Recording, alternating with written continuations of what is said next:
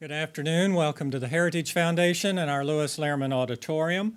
We, of course, welcome those who join us on our heritage.org website on all of these occasions. Would ask our in-house guests to be so kind to check that cell phones have been muted as we prepare to begin.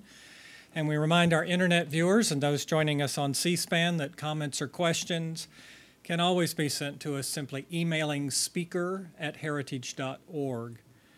Hosting our discussion this afternoon is Lindsay Burke, our Will Skillman Fellow in Education Policy. She researches and writes on federal and state education issues, focusing on two critical areas of education policy: reducing the federal role in education and empowering families with school choice. Her commentary, research, and op-eds have appeared in various newspapers and magazines, including the Washington Times, National Review Online, The Atlantic, Time, and Newsweek. She has spoken on education reform issues across the country as well as internationally, and she holds her bachelor's degree in politics from Hollins and a master's in teaching in foreign language education from the University of Virginia. Please join me in welcoming Lindsay Burke. Lindsay? Great, thank you, John, and thank you everyone for being here today, which today would have been Milton Friedman's 103rd birthday. The University of Chicago Nobel Prize-winning economist is, of course, considered the father of the modern-day school choice movement. And what a movement it has become. Today, 59 private school choice programs operate in 28 states and right here in the District of Columbia. These options, whether vouchers, tuition tax credit scholarship programs, or education savings accounts, which we're here to discuss today, provide families the opportunity to choose schools and learning options that meet their child's individual and unique learning needs.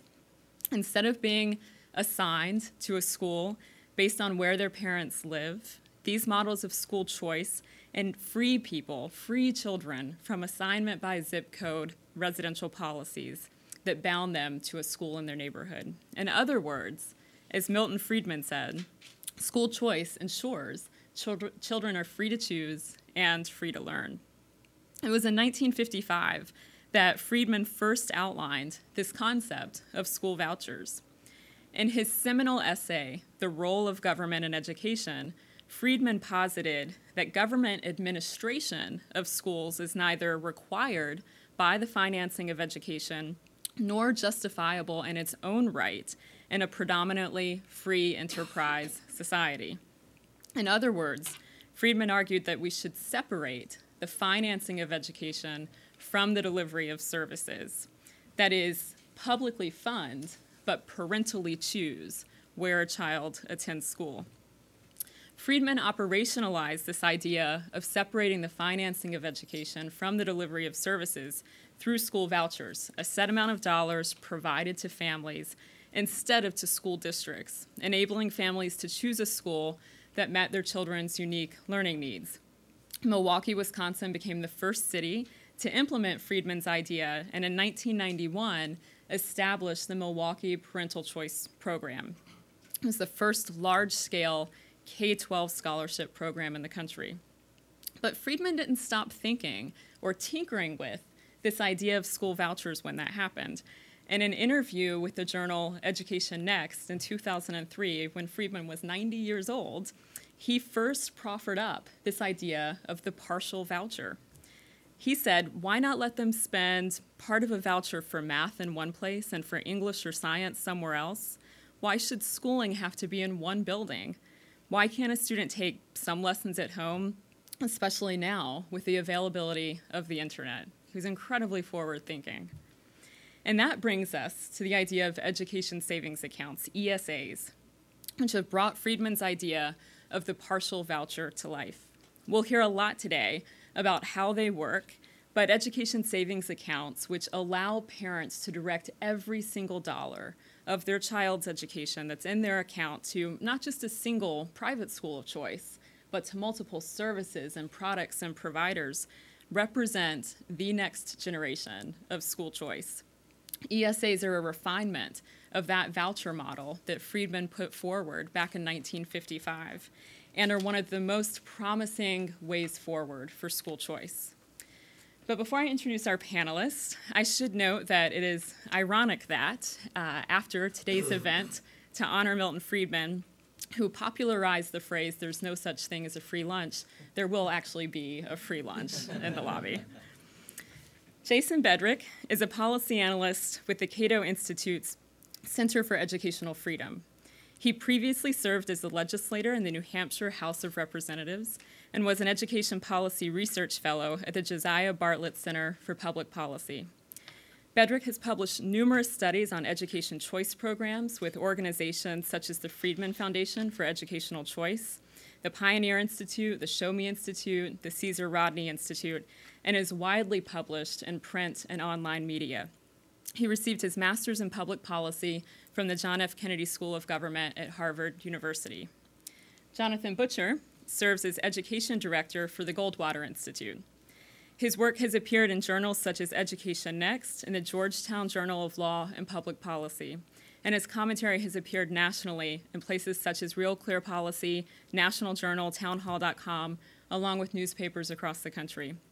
Jonathan is a member of the Arizona Department of Education Steering Committee for the Empowerment Scholarship Program, the nation's first education savings account program, and he's also a senior fellow at the Beacon Center of Tennessee. Jonathan previously studied education policy at the Department of Education Reform at the University of Arkansas and worked with the School Choice Demonstration Project, the research team that evaluated the voucher program in Washington, D.C. and in Milwaukee, Wisconsin, and prior to that, studied education and family policy here at the Heritage Foundation.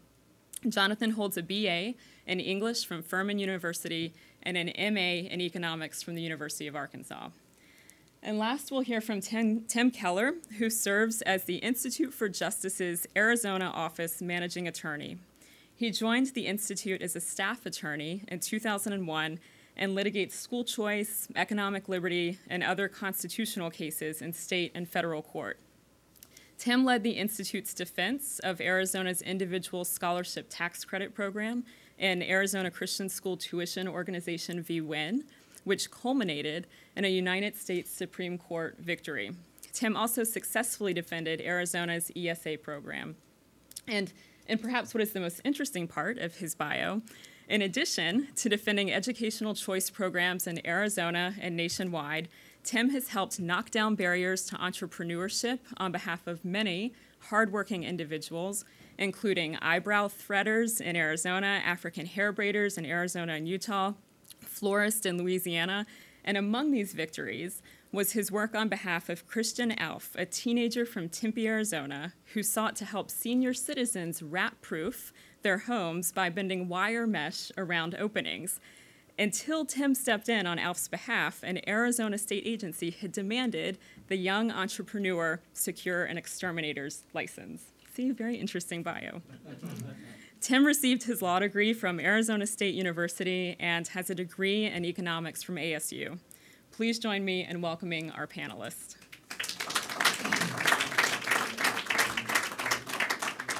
Thank you very much, Lindsay, and thank you and Heritage for putting this event together.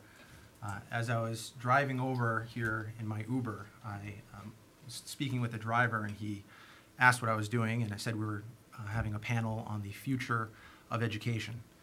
He said, well, you know, there's two ways to solve the problem with education in this country. So, of course, I was very interested to hear what he had to say. He said there's the natural way and the miraculous way. I said, well, what's the natural way? He said, the natural way is if an angel of the Lord were to come down and to teach us exactly how we should create a quality learning environment for every student at a reasonable cost. I said, well, that's the natural way. What's the miraculous way? He says, the miraculous way is you'll figure it out yourselves. So I actually first heard that from Professor Jay Green at the University of Arkansas, but what I like about the joke is that it highlights just how great the challenge is before us.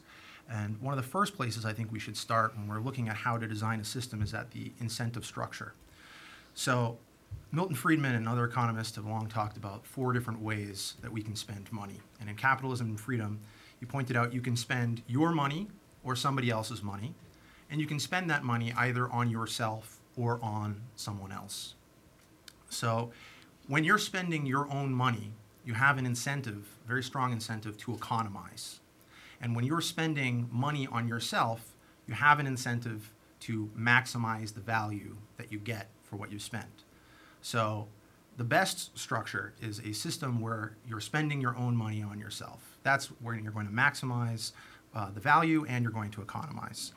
Unfortunately, our public school system in this country is Category 4 spending. There's other people spending other people's money on other people. So you have a weak incentive either to economize or to maximize value. And we've seen that over the last 4 decades, the cost of K-12 education has actually, and this chart shows the total cost of K-12 education from a student at kindergarten through high school over the years has tripled in inflation-adjusted dollars. And yet we see that test scores have been absolutely flat over the same period. So we're spending, even after adjusting for inflation, 3 times as much, but we're not getting any more bang for our buck. And part of this has to do with how much more we're spending on teachers and other staff. There's been a staffing surge. Here, this chart from the National Center for Education Statistics shows that we've had about a doubling in the student population since 1950, and yet the number of total school personnel has gone up by about 400%. Teachers only 250%, but the number of non-teaching staff has increased by 700% over that same period, when the number of students is only just about doubled. And parents aren't getting what they want. The public school system is actually crowding out other alternatives.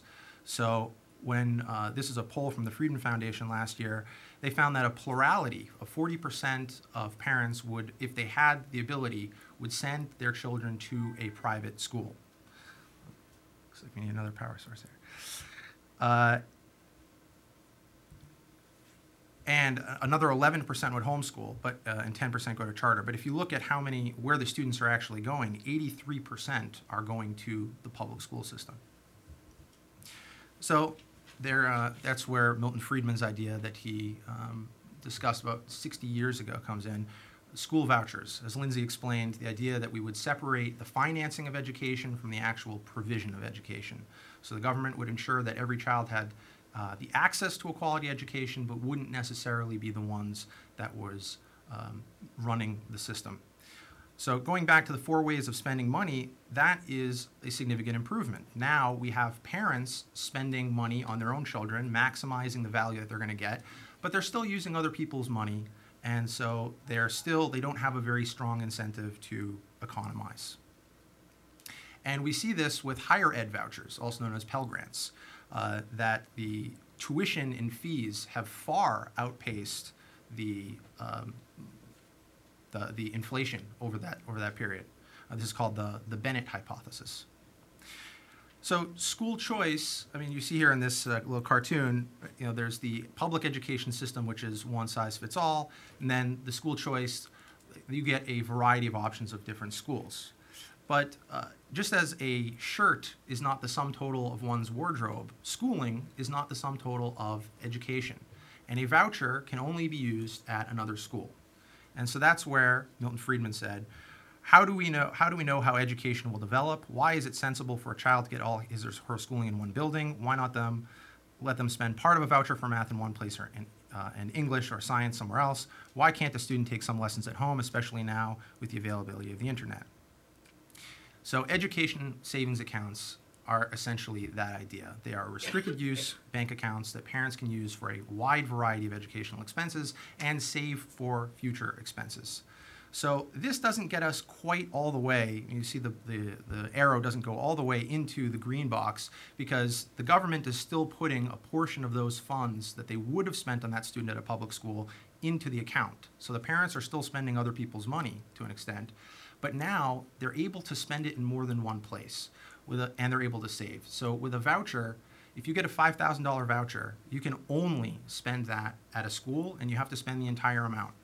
A school would be foolish to charge less than $5,000 because if they're getting a $5,000 voucher, they're leaving money on the table.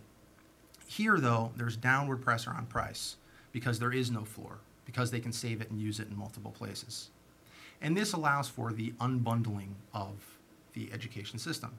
So what is it that is killing the newspaper, so to speak? So it's not just the Huffington Post or the Drudge Report that are providing alternative news sources. It's also that there's Google and Yahoo that people are turning to, but things like Match.com and eHarmony are taking a bite out of their personal section. Monster.com and CareerBuilder are taking a bite out of their job section.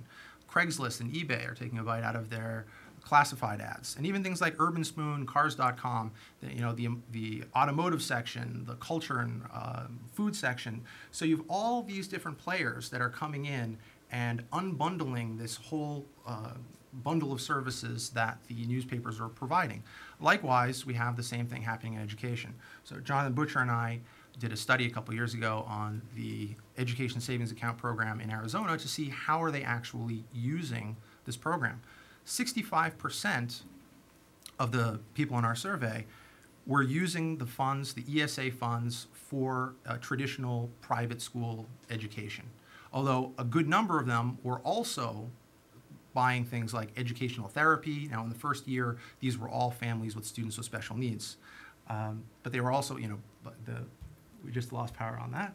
But they were using a whole bunch of services. So educational therapy, they were using, actually, where's the guy get that back because we're going to need some of those. Keep talking. Okay. So they were able to completely customize a la carte the education for their kids. Some of them were doing homeschooling, some of them were doing online learning, but they were able to figure out what worked best for their kids. We now have a question of how should we regulate this system? And essentially there's the taxi cab cartel model, and then there's the Uber model. So we have some people that believe, well, we're going to let them have choices, but essentially you're going to have to choose, among, you can choose any car you want as long as it's yellow and as long as it follows these guidelines. Whereas the Uber model says we're going to give more freedom to the drivers, and we are going to allow the customer to have the ultimate say, that accountability is going to rest with the customer. So likewise, rather than having a system of Common Core and a system of standardized testing where everybody has to meet the same standard, we should be moving in the direction where there are actually different forms of accountability. There are competing standards, there are competing school models, and parents have the ability to choose among these different models and see what works best for them.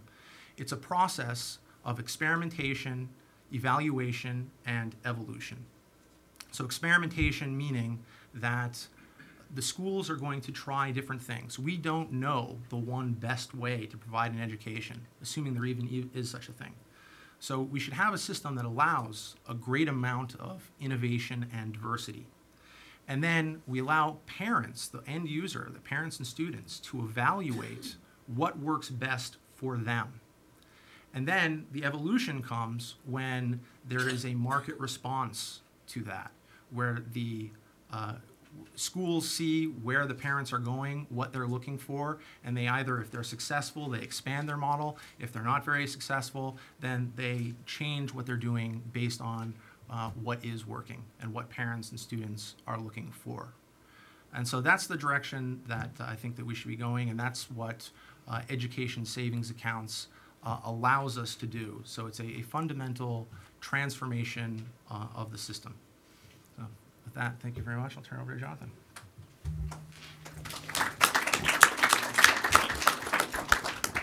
Jonathan, I know you had a presentation as well. While they're working on a backup, we could have... No problem. Perfect. Thank you. Thank you, Lindsay, and thank you, Jason. Good afternoon, everyone.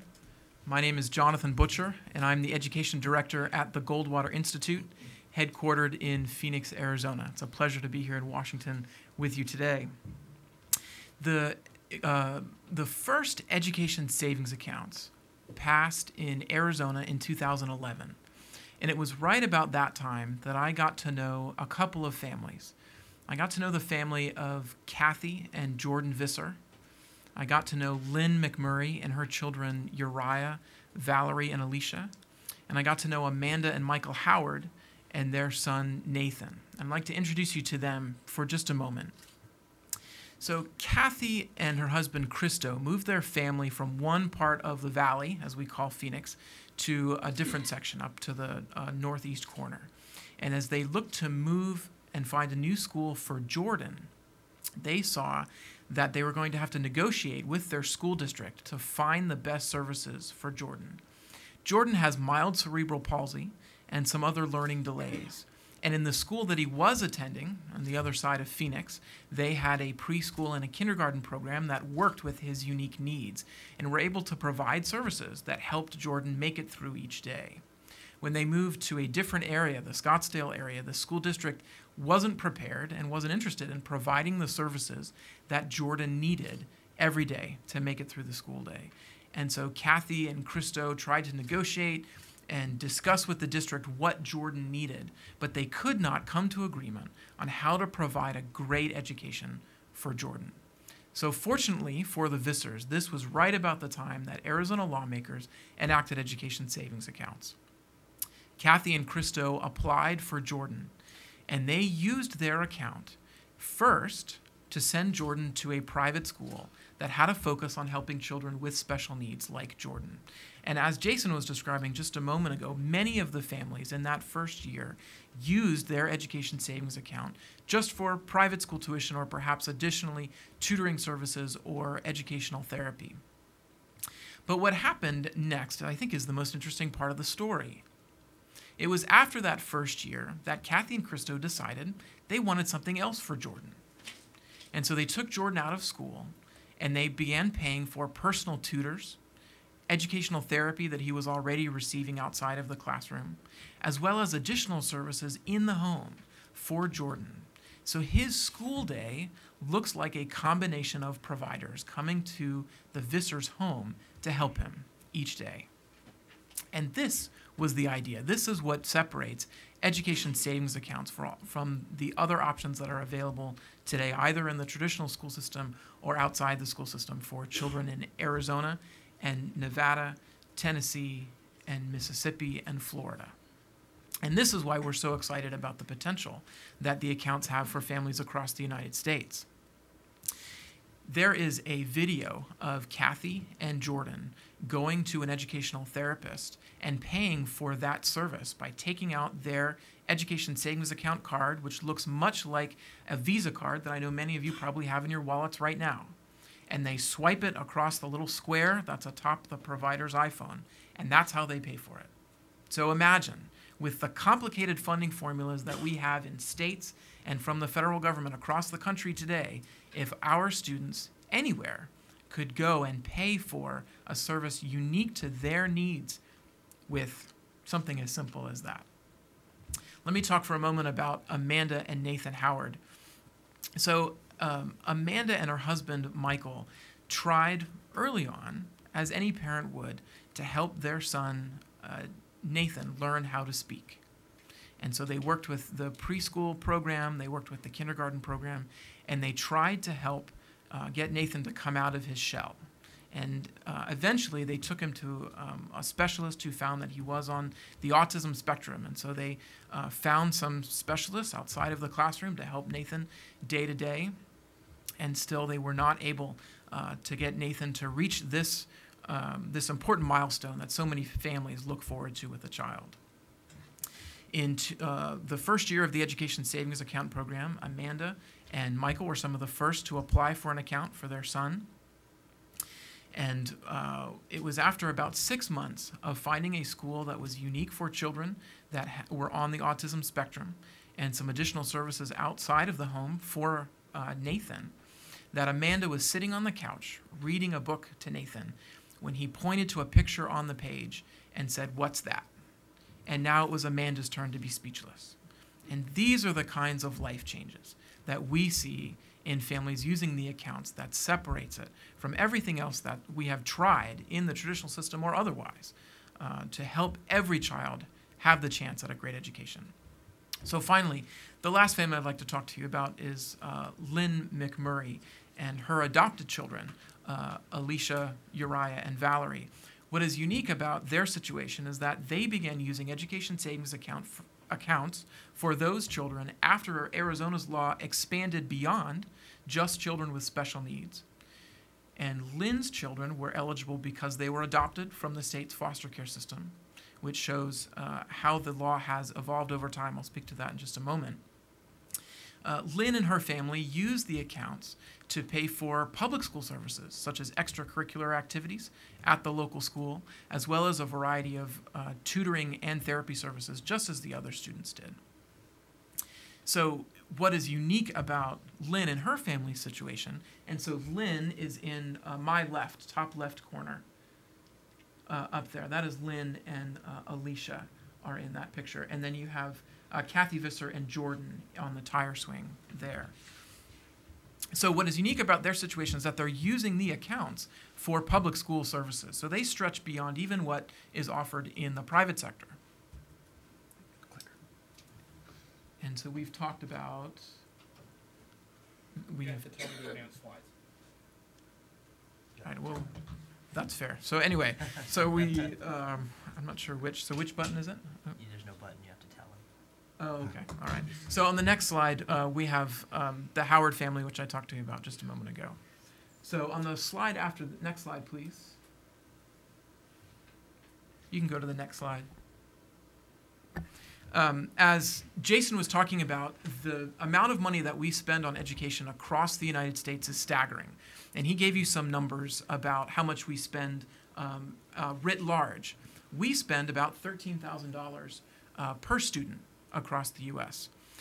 But taken on the big scale, like Jason was talking about just a moment ago, we are right around $600 billion in state, local, and federal dollars around the U.S. That's such a big number, it's hard to visualize what that means. So let's look at it like this. How high would a pile of $1 million make in $1,000 bills if you were to stack them up? 7 inches. Now, how high would a pile of $1 billion make in $1,000 bills? 28 feet higher than the Washington Monument. So suddenly, when we talk about $600 billion, it takes on a whole new meaning. Next slide, please. The graphs that were up just a moment ago, thank you, with the map of the United States, the short story is that we don't compare well internationally. Okay, when you put the United States, we're right down there about number 27, okay, compared to when you look at 15-year-old math scores around the country. Next slide, please. If you look at children from highly educated families, families where at least one of the parents has a college degree, that figure is right about the same. So what that means is we actually don't really have two systems where, well, our highly educated students from highly educated families in the United States are somehow over here and the rest of the nation is over here. What we really have is a system that, when compared to other nations, regardless of where on the scale you look, right, the United States is still right there at about the bottom. Next slide, please. So what does the future of education look like? Well, clearly we're here to talk about education savings accounts. With an education savings account, the state deposits public money in a private bank account that parents use to buy educational products and services for their children, as we've been describing. Next slide, please.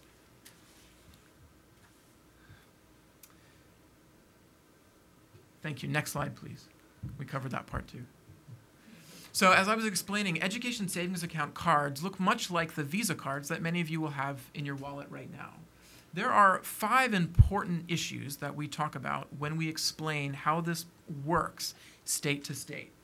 We talk about eligibility, who is eligible, how to apply for an education savings account, what the award is, the amount of each award, how the accounts can be used, and we talk about what the audit process is to make sure that families are using the accounts for their intended purpose. Next slide, please. I know that you can't see what is on this chart. I have copies of it that I'd be glad to provide for anyone here, and I can email them to Lindsay. The point of this chart is to explain that there are now 5 education savings account laws across the United States. Arizona was the first to pass it in 2011. Florida passed it in 2014. And just this year, 3 states enacted education savings accounts: Mississippi, Tennessee, and Nevada. And what is important to note is that in the different areas that I was just listing for you, the audits and the application process and the awards are all slightly different from state to state. And what that means is that these states have taken an excellent idea about how to give every child the chance at a flexible education and adjusted it for the laws and regulations and the way that they do business in their state. And they've taken the time to make it something that will fit for the way that they have done education funding and even school choice programs in their state. Next slide, please. In 2013, I did a focus group study of families using education savings accounts in Arizona. And what we found in these 2 bars on the left that are taller than the others was that when parents went to look for ways and ideas for how to use their empowerment scholarship account, as it's called in Arizona, many of them went to a Yahoo message board created by parents already in the program. There was no government rule, there was no prodding from the State Department that pushed parents to create this online message board. It was something they created because they knew, parent to parent, mom to mom in most cases, that was the best place to find ideas for how to use these new cards. So as many families were talking amongst themselves about how to use education savings accounts as we're going to the State Department of Education. Next slide, please.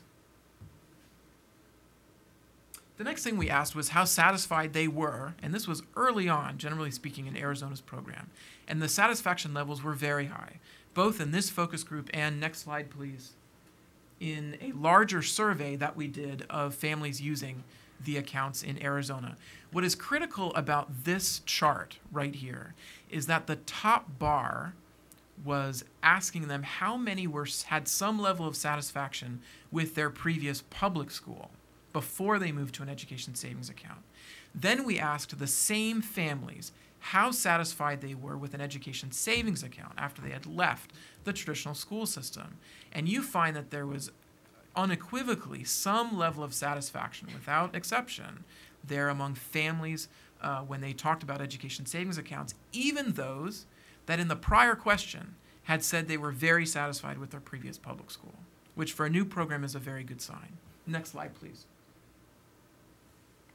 So what comes next? Now that we have 5 states using education savings accounts, 2 of them now have at least 1 year of implementing these accounts among thousands of families. The next thing comes, how are state governments going to regulate it? What are the rules going to be, and how are they going to intervene? So what I would urge state lawmakers to do is to go to Australia, at least briefly.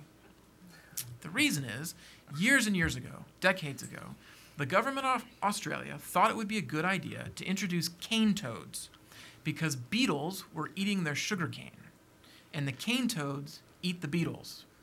The problem is they got rid of their beetles, and now they have a cane toad problem. And there is a whole webpage on the Australian government's website dedicated to what to do about cane toads in the state. Oddly enough, just a couple of months ago, there was a news report that came out that said they have finally decided on a humane way to kill cane toads in Australia. Happens to be catching them and putting them in your freezer, and you freeze them. Probably the same thing should be done with the heavy hand of rules and regulations that are going to be applied to education savings accounts. You should put them on ice. Both Arizona and Florida lawmakers have written guidebooks for families and vendors who are active in the education savings account programs in those states about the rules that work for families and keeping track of how they spend their money, tracking to make sure that they follow the guidelines in the law. Same thing with the vendors, right? So we have states that have begun implementing these cards and awarding them to families. And those are the places that we should be looking to guide us as we make new rules and regulations. In fact, Nevada, just in the past couple of months, just in the past 6 weeks, they've begun holding public hearings about what rules and regulations they're going to implement. And Nevada's law, as Tim I'm sure is going to explain in a moment, is significant among all of the laws because Nevada's law is the only one that is available to every public school student in the state. So it's going to be critical that they do, in fact, get the rules and regulations right for their program so as to provide great opportunities for all kids in that state. The last thing I'd like to leave you with is also a quote from Milton Friedman and from his book Capitalism and Freedom, which I know many of those in this audience I'm sure have read, and it's so important to the way that has shaping the way that we have thought about not just the free market but also about education. But he said this, he said our problem today, and he's talking about education, our problem today is not to enforce conformity. It is rather that we are threatened with an excess of conformity. Our problem is to foster diversity, and the alternative would do this and the alternative that he's talking about is school choice, would do this far more effectively than a nationalized school system. That is what education savings accounts bring to education in the United States. Now we can talk about an education, what is more, a learning experience that is as unique as the children that is using their account. Thank you.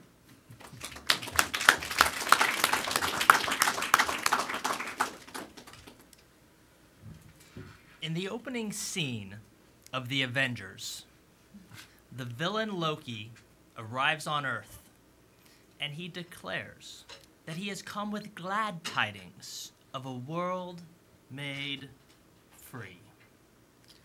To which S.H.I.E.L.D.'s director Nick Fury asks, free from what? Loki's one-word response, freedom.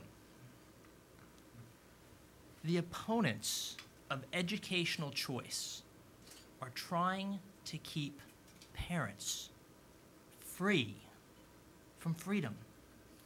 And unfortunately, the opponents of educational choice programs have been at this for years. In fact, the Institute for Justice opened our doors in 1991, and since then, there hasn't been a single day that we haven't been in court someplace in this country defending an educational choice program. And today, I'm going to give you a little bit of a preview of what is our most likely next school choice case, defending the program just passed in Nevada. So, we are expecting the usual suspects to bring a constitutional challenge to Nevada's educational savings account program in state court. Who are the usual suspects? Well, the individuals who are making the most statements are the local ACLU, the national ACLU, the Americans United for Separation of Church and State, and of course, the teachers' unions. So some combination of these groups are likely to join together to file the litigation challenging Nevada's ESA program. They will do so in state court, not federal court. Why? Because in 2002, the U.S. Supreme Court essentially took away all of the federal constitutional claims from those who oppose educational choice programs. In Zellman v. Simmons-Harris, the United States Supreme Court said that a program that is neutral with regard to religion, in which the government does nothing to either favor or disfavor religion or favor one religion over another, and leaves the decision of which school to choose in the hands of parents so that parents exercise a genuine private choice, will pass federal constitutional muster even if parents choose to enroll their students in religious schools. So there is no federal constitutional claim that we expect to see challenging Nevada's program. However, we do expect to see them invoke two state constitutional claims. One of those claims, I believe, is a serious claim. The other claim, I believe, is frivolous. So I'm going to spend a little bit of time talking about the serious constitutional claim first, and then we'll wrap up with the frivolous constitutional claim. What is the serious constitutional claim? Well, Nevada is a state that has in its constitution what is commonly referred to as a Blaine Amendment. We find Blaine amendments in about 37 states. What is a Blaine amendment? Well, Blaine amendments typically are phrased to say something like there shall be no state appropriations in aid of or for the benefit of sectarian schools or sectarian institutions. I'll read you Nevada's Blaine Amendment here. It says, no public funds of any kind or character whatever, state, county, or municipal, shall be used for sectarian purpose. That's Nevada Constitution, Article 11, Section 10. And that's the provision that we expect to be invoked to challenge Nevada's ESA program. So where does the term Blaine come from? Well, it's named after a former Maine U.S. House of Representative, Speaker of the House, and even United States Senator, James G. Blaine. Mr. Blaine served in Congress in the late 1800s at a time in our country's history when we saw a huge influx of immigrants.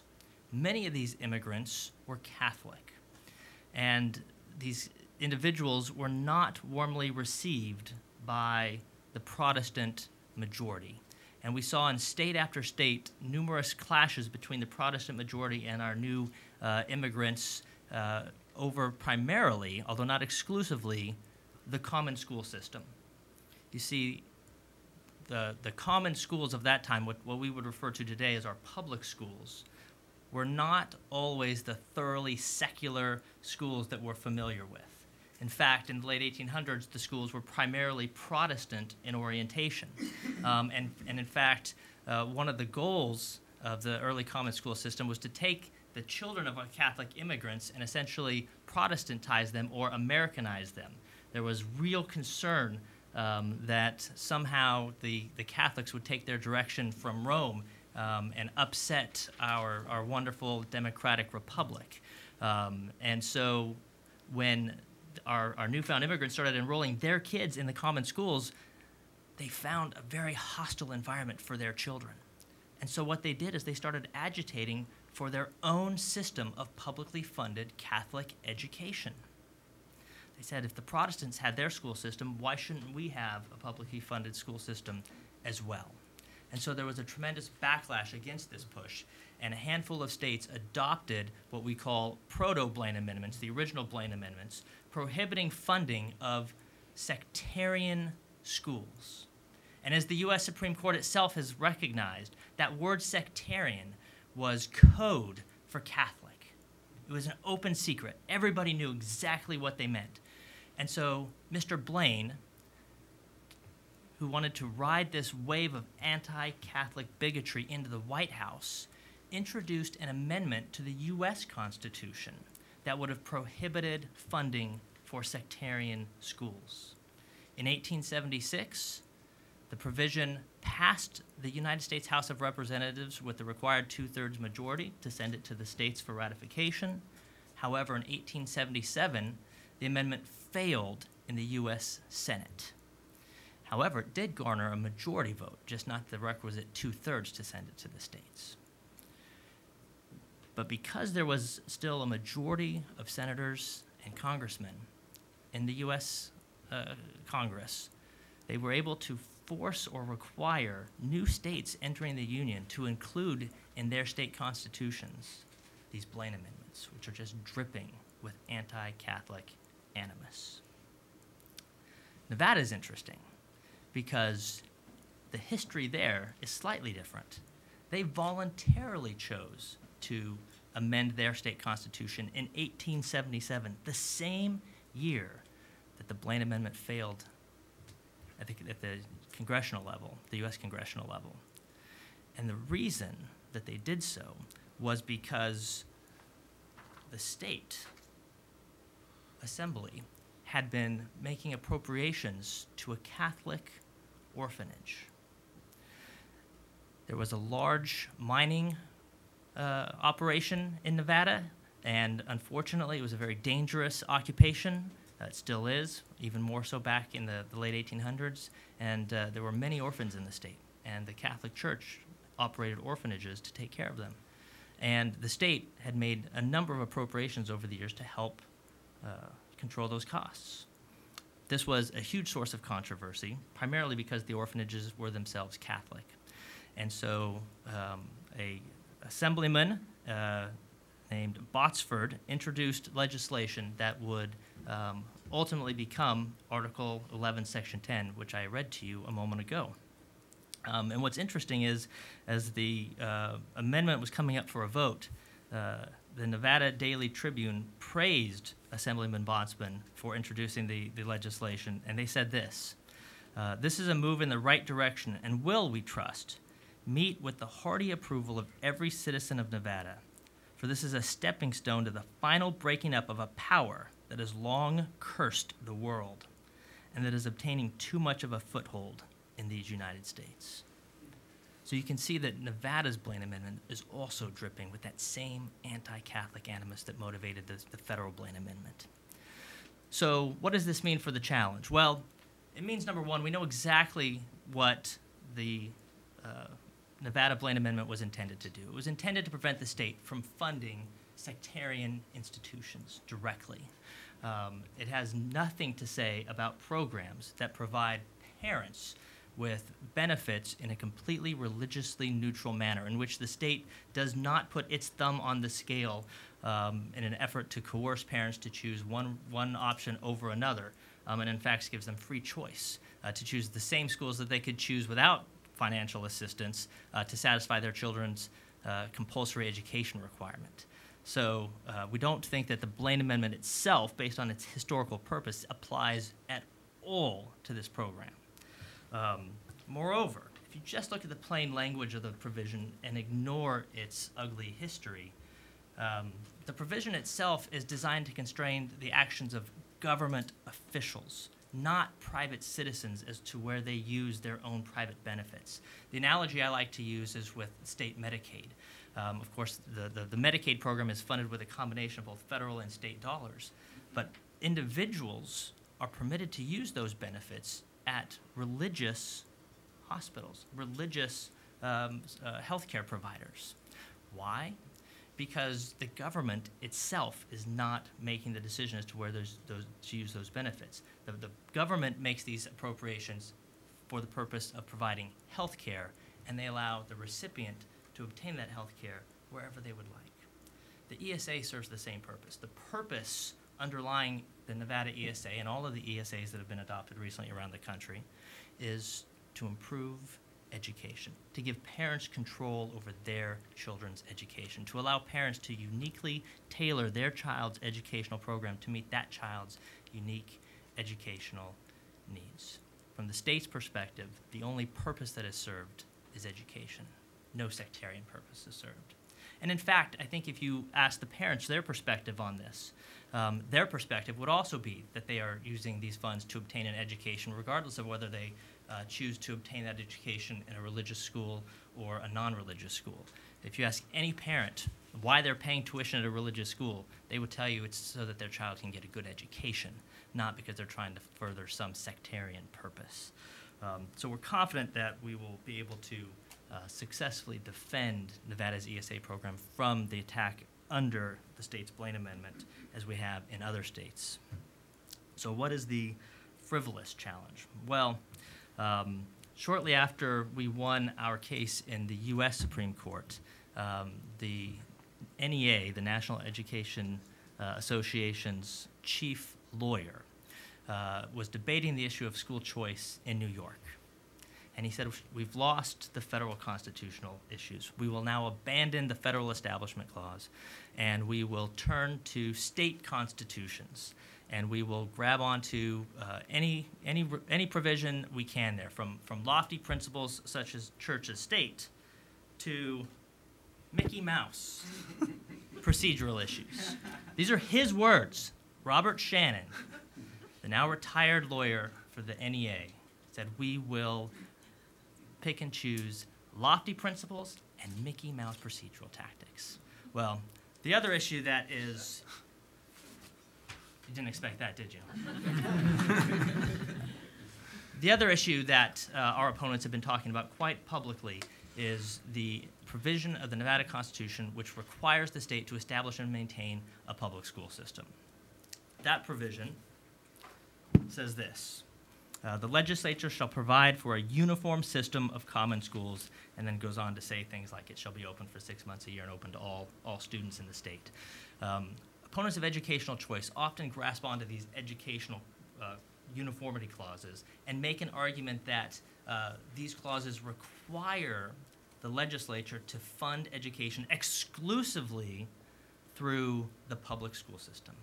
Their argument changes the meaning of the provisions from one of uniformity to one of exclusivity.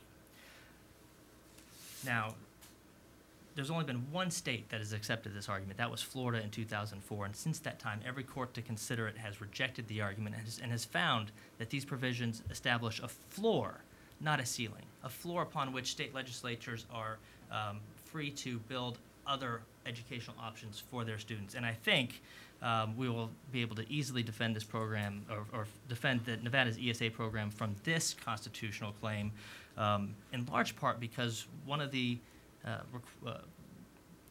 issues when interpreting a state constitution is to interpret the provisions of the Constitution together so they don't conflict. And the Nevada's education article actually begins with this statement. It says, the legislature shall encourage by all suitable means the promotion of intellectual, literary, scientific, mining, mechanical, agricultural, and moral improvements. When read in conjunction with the requirement to establish and maintain a system of public schools, I believe that it's very clear that the public school system is the minimum requirement put on the Nevada legislature and that they are free to establish other options such as charter schools, magnet schools, and the Educational Savings Account program to provide their citizens with the most robust educational options for their kids. Why is all of this important? Why are we here today? Well, Jonathan told some great stories, and I'm going to conclude with a story myself, because school choice is impacting real people. And I want to tell you the story of one of the clients we represented in Arizona, whose name is Austin Fox. Austin has Asperger's syndrome, and he was in a public school where he had a 2.0 GPA. The reason he was struggling, as his mom described it, was that he experiences sensory overload in a large environment. So for you and I sitting here this morning or this afternoon, it's relatively quiet in here. But for every tapping of a pencil, every rustle of a seat, it would be like a Vegas casino for Austin. And try as the school might, his public school just couldn't provide him the quiet learning environment he needed. He was desperate to get out of school. He couldn't stand being there. They really did try hard. This is not an example of a school that didn't bend over backwards to try and accommodate Austin's needs. They just couldn't, based on the way the school was set up. He was about to drop out when the ESA program was enacted, and his mom begged him to give it a shot. So they shopped schools together, and they found a small private school that actually functioned and operated very similar to a homeschool environment, where instead of sitting in a class, the students sat on their own and had a master teacher where they could master each individual subject, and as soon as they had mastered the subject, they could progress. So Austin spent 2 years at this school. He started as a junior. He went from a 2.0 GPA to a 4.0 GPA. And he scored in the 98th percentile on the SATs. And he got a full ride scholarship to ASU's Polytechnic campus. Pretty cool. What other educational reform are you aware of that can take a young man from a 2.0 GPA to a 4.0 GPA in just 2 years' time? It's really incredible. So with that, I will turn it over to Lindsay. Great. Thank you. We have about 10 minutes or so for Q&A, so if you'll just raise your hand if you have a question and wait for the mic to come around to you. Yes, sir, in the back there.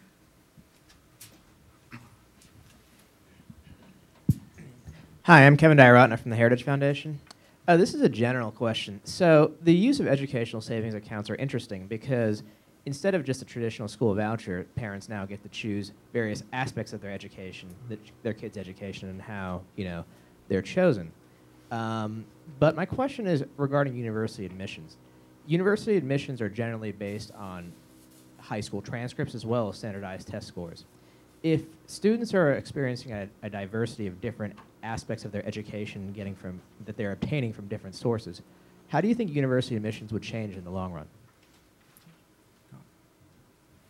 Well, I think for students who are using an education savings account to attend a private school, they will have a private school transcript just as any other private school student would.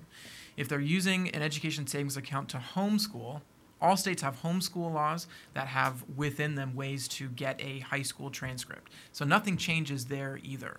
So I think even if a child is spending some time, say, buying individual online classes or paying for personal tutors to come to the home, that would qualify probably under the homeschool, the homeschool law. So they would go through the same procedure. So I don't think that there's anything in the education savings account setup that would interfere with the way that students complete high school and prepare for college. Now, how will this change how colleges handle their own admissions is that's a larger question. I think Lindsay knows a lot more about higher ed than I would. I mean, I do think that what education savings accounts move us one step closer towards is finishing school based on proficiency and not just based on how much time they spend in a seat.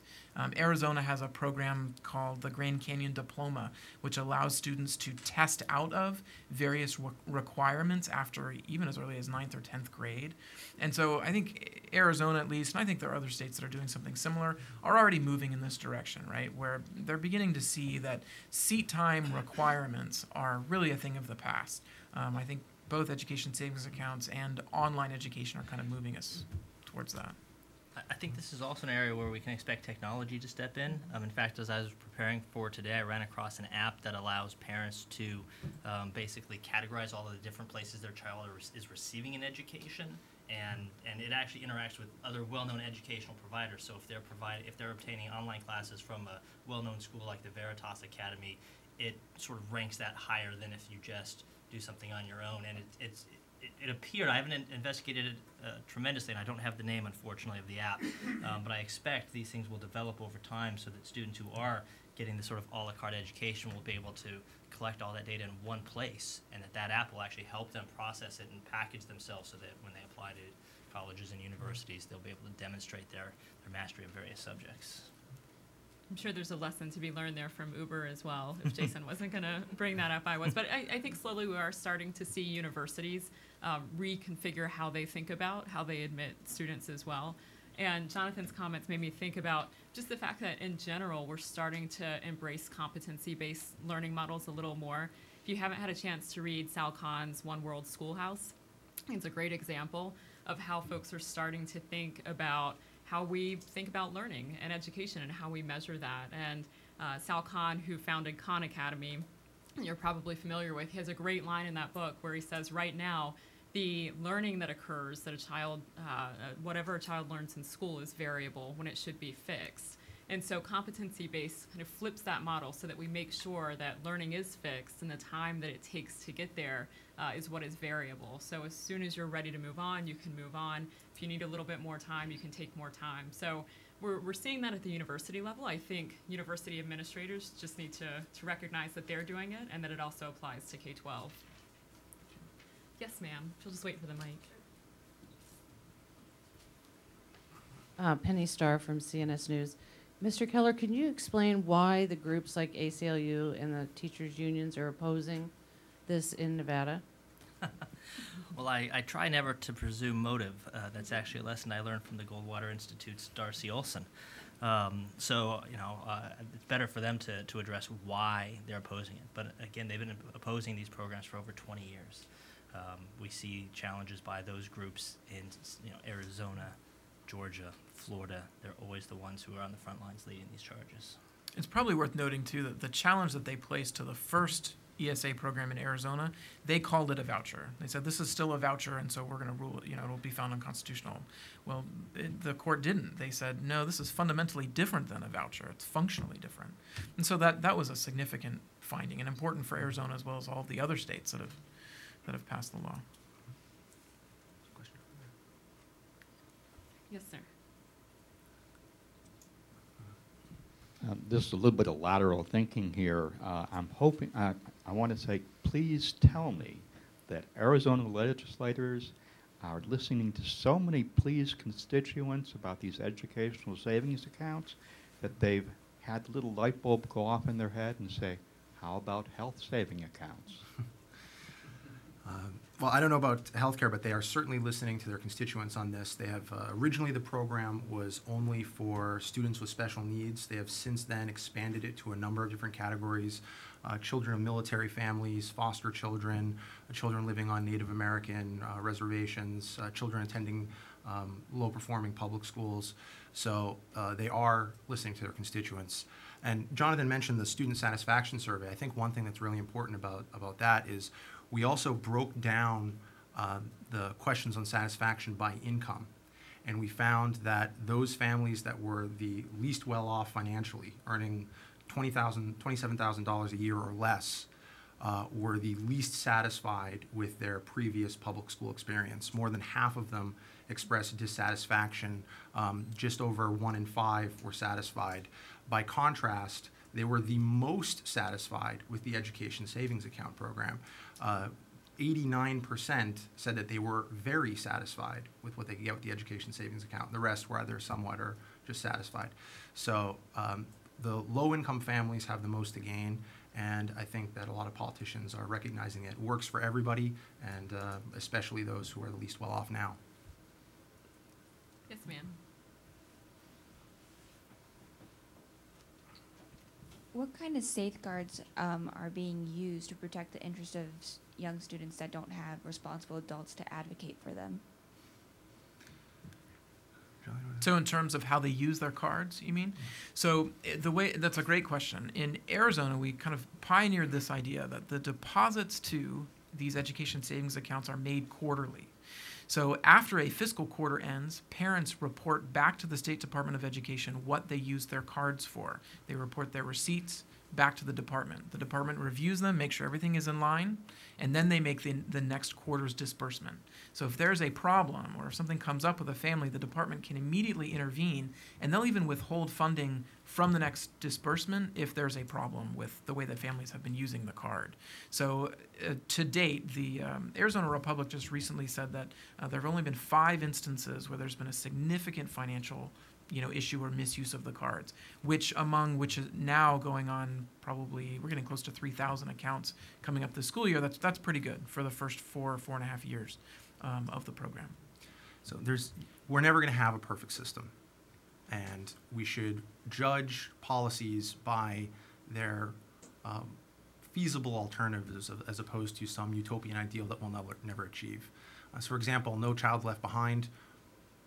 In theory, that's fantastic. We should strive never to leave any child behind. But the fact is that not a single state met their proficiency standards, even after dramatically lowering the bar state by state for what those standards were. With the education savings account, by putting parents in the front seat, again, they're spending something that's like their own money on their own children. You've aligned incentives much better.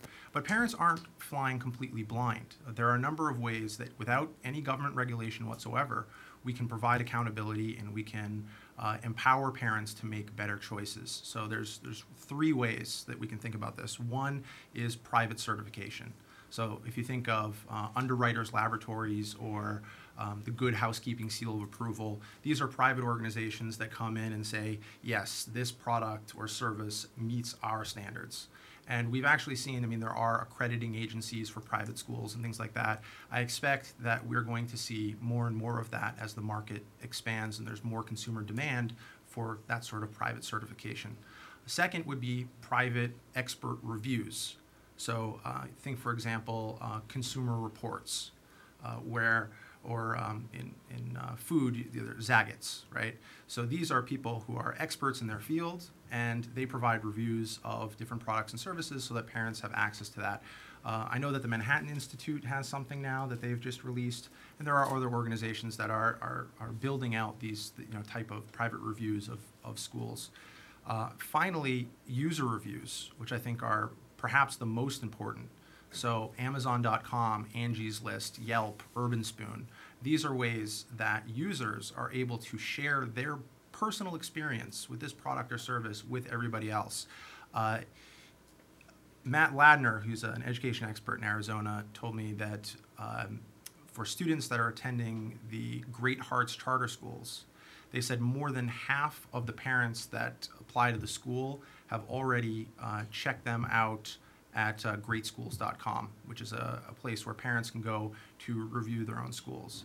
And so parents are more and more becoming armed with information.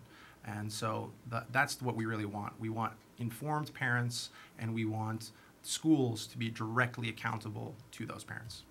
And I would just add, being the first state to pioneer ESAs, I think Arizona really struck the right balance on accountability. They said, yes, fiscal accountability to taxpayers for how we're spending the money, but accountability for outcomes should go to the people for whom that matters the most, which is to parents. And so they let that rest with parents. So I think that was a good balance that they struck there. Time for one more question. Yes, sir. Do you think the Supreme Court will ever find in the first 14th or precedent a right to publicly funded educational choice for parents? Tim? Well, the U.S. Supreme Court has already said that there's no federal constitutional right to a public education, and that those rights are found at each individual state. So I don't foresee a time in the future when the Supreme Court goes back on that ruling. I just don't. Great. Well, thank you all so much for being here today. It was a great discussion, and please give another round of applause to our panelists.